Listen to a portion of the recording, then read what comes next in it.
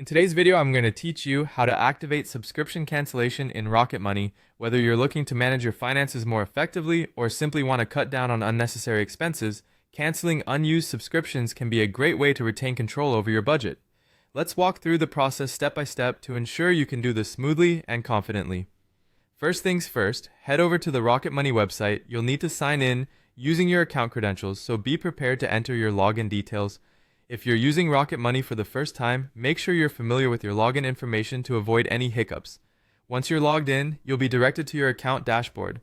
Next, we'll navigate to the recurring section. This is the spot where all your ongoing subscriptions are listed.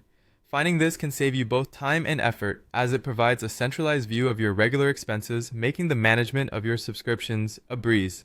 Now, with the recurring section open, take a moment to scroll through your list of subscriptions. As you go through them, keep an eye out for details such as cost, frequency, and the next billing date.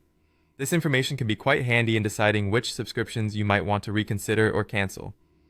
Once you've identified the subscription you're interested in managing, it's time to take action. For those subscriptions that you wish to cancel, look for the Cancel Service button. If this button is available, it means your subscription is indeed eligible for cancellation through Rocket Money. Tap on Cancel Service to initiate the cancellation process.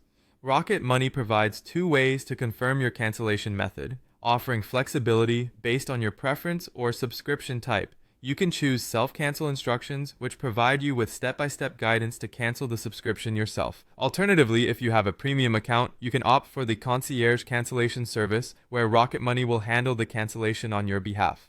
After selecting your preferred cancellation method, it's important to check the status of your subscription. Return to the subscription in your Rocket Money dashboard to confirm. Once processed, it should display as either canceled or pending cancellation depending on the action being completed. By following these steps, you can manage your subscriptions effectively, ensuring that you're only paying for what truly serves you.